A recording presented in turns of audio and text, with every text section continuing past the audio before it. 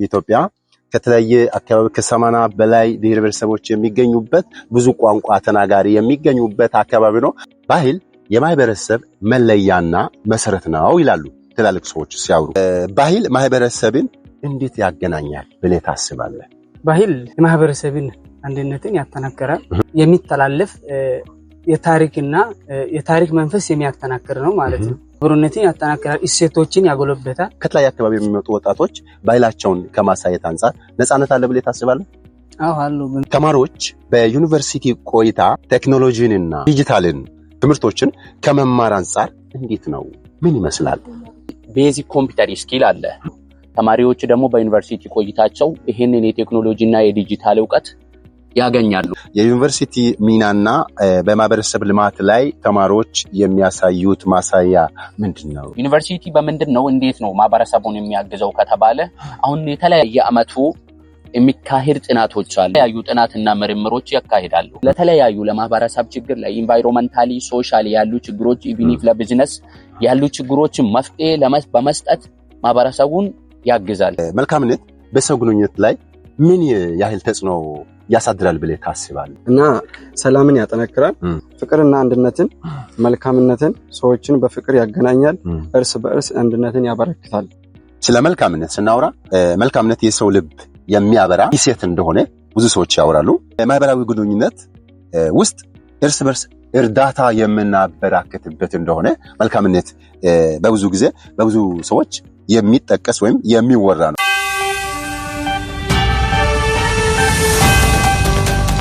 መልካምነት በሰው ግንኙነት ላይ ምን ያህል ተጽዕኖ ያሳድራል ብለህ ታስባለህ? መልካምነት በሰው ላይ ያለው ተጽዕኖ እምነት መገንባት፣ መልካምነት በሰዎች መካከል እምነትን ያበረክታል እና ሰላምን ያጠናክራል፣ ሰላምን ያበረክታል። መልካምነት ማህበራዊ እሴትን ያሳያል፣ ሰዎችን እንደ ቤተሰብ የያዘ ያኖረናል ማለት ነው። መልካምነት እምነት፣ ፍቅርና ሰላምን ሰብሰብ አድርጎ የሚያሳይ ነው። ማህበራዊ ህይወትን ያጠናክራል። ተማሪዎች በዩኒቨርሲቲ ቆይታ ቴክኖሎጂንና ዲጂታልን ትምህርቶችን ከመማር አንፃር እንዴት ነው?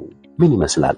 ዩኒቨርሲቲ ውስጥ ተማሪዎች በሚማሩበት ታይም እንደሚታወቀው ቶታሊ በሚባል ደረጃ የኢትዮጵያ ዩኒቨርሲቲዎች አሁን በዚህ ጊዜ የቴክኖሎጂና የዲጂታል ለርኒንግ ፕሮሰስ እያቀናጁ ይገኛሉ።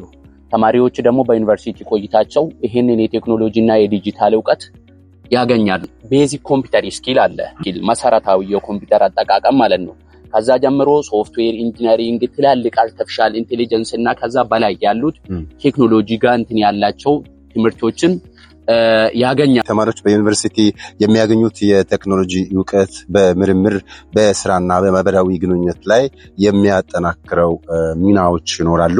የዩኒቨርሲቲ ሚናና በማህበረሰብ ልማት ላይ ተማሪዎች የሚያሳዩት ማሳያ ምንድነው? ሰመራ ዩኒቨርሲቲ ማህበረሰቡን ማገዝ ላይ ነው ፎከስ የሚያደርገው። ዩኒቨርሲቲ በምንድነው እንዴት ነው ማህበረሰቡን የሚያግዘው ከተባለ አሁን የተለያዩ ጥናትና ምርምሮች ያካሂዳሉ። በየአመቱ የሚካሄድ ጥናቶች አሉ። ይሄ ጥናት ደግሞ ሶሳይቲ የተለያዩ ቢዝነስ ኦርጋናይዜሽን ላይ ሊሆን ይችላል፣ ሶሻል ክላስ የተለያዩ እንትኖች ሊሆን ይችላል።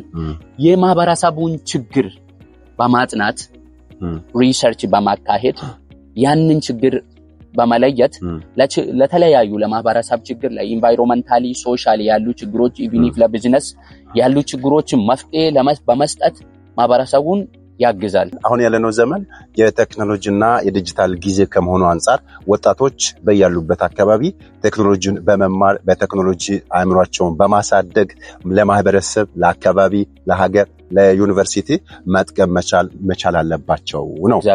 ስለ ባህል ጉዳይ ከጀመረን ባህል ብዙ ብሔር ብሔረሰቦች ያላት ሀገር ናት ኢትዮጵያ። ከተለያየ አካባቢ ከ80 በላይ ብሔር ብሔረሰቦች የሚገኙበት ብዙ ቋንቋ ተናጋሪ የሚገኙበት አካባቢ ነው። በተለይ አሁን ከባህል ጋር ተያይዘው አፋር ክልል የቱሪዝም አካባቢም እንደመሆኑ ብዙ ቱሪዝም መስህቦች የሚገኙበት አካባቢ ነው አፋር ክልል። እንግዲህ ከዚህ አንፃር ስለ ባህል ጉዳይ ባህል ማህበረሰብን እንዴት ያገናኛል ብለህ ታስባለህ? ባህል የማህበረሰብን አንድነትን ያጠናክራል። እንዴት? ለምሳሌ ለምሳሌ በብዙ መንገድ አንድ ማህበረሰብ ተመሳሳይ ቋንቋ የሚናገሩ ወይ ተመሳሳይ ባህል ያላቸው ሰዎች አብሮ ለመስራት ለማተባበር በጣም ቀላል ነው። ደግሞ ባህል አንድ ትውልድ ወደ ሌላ ትውልድ የሚተላለፍ የታሪክና የታሪክ መንፈስ የሚያጠናክር ነው ማለት ነው። ባህል ድልድይ ነው በማህበረሰብ መካከል ማለት ነው። እንደኛ አብሮነትን ያጠናክራል፣ እሴቶችን ያጎለብታል፣ የሚያጎለብት ነው። በፍቅር በሰላም በአብሮነት በብዙ መንገድ ማህበረሰብን ከፍ የሚያደርግ ማለት ነው። ባህል የማህበረሰብ መለያና መሰረት ነው ይላሉ ትላልቅ ሰዎች ሲያወሩ። ይህንን አካባቢ ወጣቶች ተጠቅመው ከተለያየ አካባቢ የሚመጡ ወጣቶች ባህላቸውን ከማሳየት አንፃር ነፃነት አለ ብለህ ታስባለህ? አዎ አሉ። በሚገባ ሰላም አለ ብለህ ታስባለህ? አሉ። በሚገባ እኩልነት አለ ብለህ ታስባለህ? አሉ።